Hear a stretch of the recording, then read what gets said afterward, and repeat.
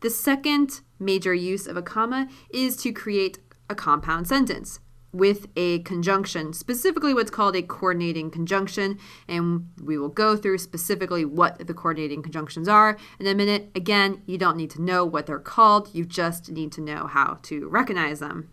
And finally, the third major use of a comma is one you see all the time, and that is to separate lists of items. So let's talk about number 1 first. Setting off dependent or subordinate clauses. So there's a few different types of clauses. Again, I'm using the terms here just in case you want to geek out on grammar a little bit with me, or just to help create some clarity in categories here, but you don't need to know what they're called. You need to focus primarily on the examples, and that will be just fine for the purposes of the ACT. So we can use commas to set off what are called appositives. Now, appositives are pretty important to know for the ACT because you're going to see that tested probably at least a couple times on every test. And an appositive is a noun or a noun phrase that renames another noun. So for example, my cat, a purebred Persian, acts like a feral dog. So a purebred Persian renames cat here. It describes it. And we're setting that off with commas because it's extra information that adds to the sentence but is not essential to it. So the sentence could be, my cat acts like a feral dog.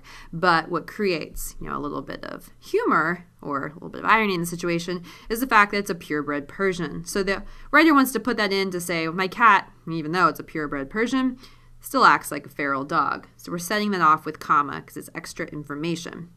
The second category of a clause that could be set off with commas here is the participial phrase. Let's look at an example. Looking every bit like a madman, my brother leapt from his bed and raced out the door once he realized he overslept for his exam.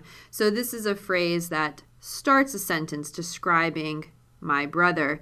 Now, this is something you'd also want to be watching out for when you are dealing with a misplaced modifier question, because whatever comes before the main part of the sentence, this phrase here needs to describe what starts the main part of the sentence. So in this case, it's correct. My brother is looking every bit like a madman, but because that's extra bit of information set off at the beginning of the main part of the sentence, which starts with my brother, it is set off with a comma. Commas help us take pauses, take a break, take a breath. And so when I read this sentence, we have looking every bit like a madman, my brother leapt from his bed. It's natural. We want to take a pause there so we're not just running all our words together and losing the clarity in the sentence.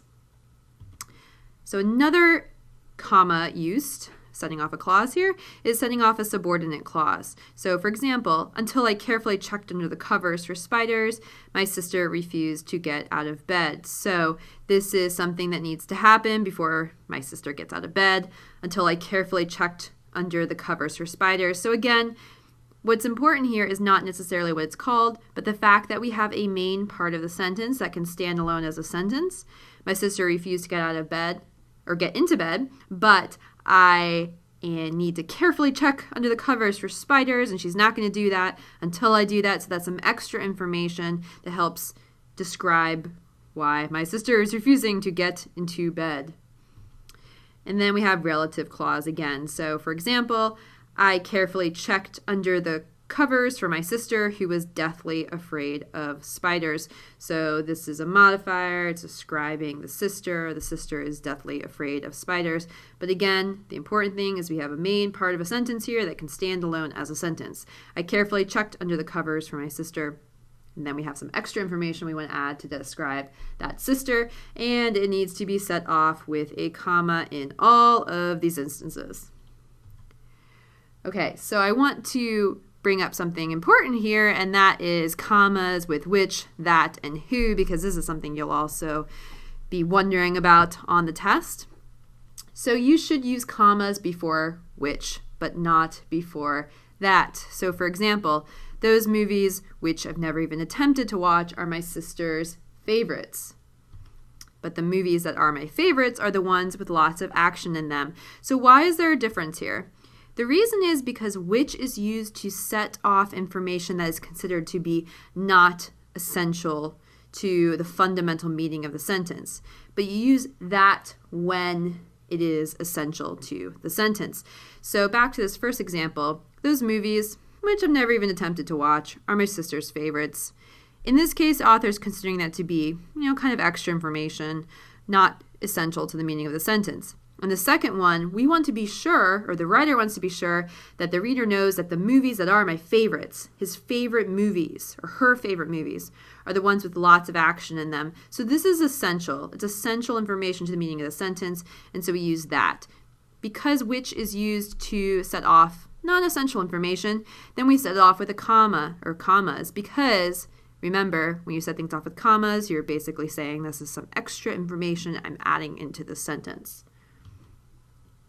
Now, when you have who, it's a little bit trickier. It depends on whether or not the description is essential. So, for example, the teacher who has always been my favorite decided to retire this year, or my teacher who has never been a stickler for rules lets us throw paper around the room and dance on our desks. So with who, you're making a decision about whether or not it's essential or not. There's not a hard and fast grammar rule for it.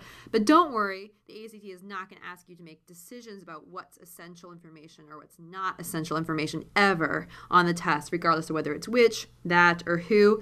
But it will ask you to punctuate that correctly.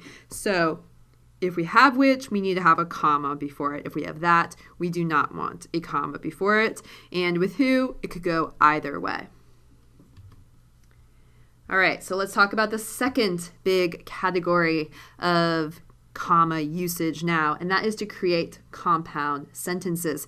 So when you use a comma and what's called a fanboy, this is an acronym to help you remember: for, and, nor, or, but, yet, or so.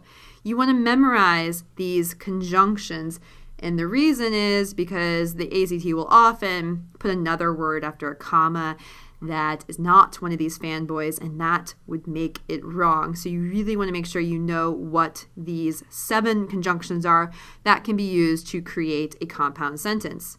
So for example, here is a correct use of a comma in a conjunction.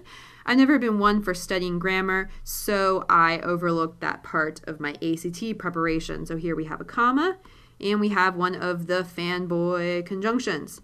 Now, most students and, but, or are used a lot more frequently, and so they know those are conjunctions. So don't forget about for, yet, and so. Those are also coordinating conjunctions. Here's something that would be wrong, and this is something that the ACT definitely tests. I've never been one for studying grammar, therefore I overlooked that part of my ACT preparation. Therefore is a transition, but it is not one of these fanboys, and therefore you can't link 2 sentences that could stand alone with therefore, so this would be wrong. This would be a comma splice, not a correctly constructed compound sentence. All right, let's go on to number 3, and that is to separate lists. So, for example, fishing, hiking, and camping are my favorite summer activities. Now, sometimes students want to know if they should have a comma here or not. Whether there's a comma there or not has to do with American versus British English styles. The ACT won't test you on that, so don't worry about that aspect of it. Just make sure you are effectively setting off a list with commas. Let's take a look at a sample test question, testing comma usage in a list. Most large retailers post their Black Friday ad scans, coupons, and offers online to give consumers time to find out about sales and plan their purchases. Okay, so this sentence is testing commas. It's testing commas specifically in a list because we do have a list of things here. We have ad scans, coupons, and offers. But what it is testing is what's supposed to go in this list. We've got this weird comma here. Is offers online to give, is that one thing that's supposed to go in the list, and then consumers is another thing that's supposed to go in the list? I don't think so. So let's take a look and see if we can punctuate this correctly.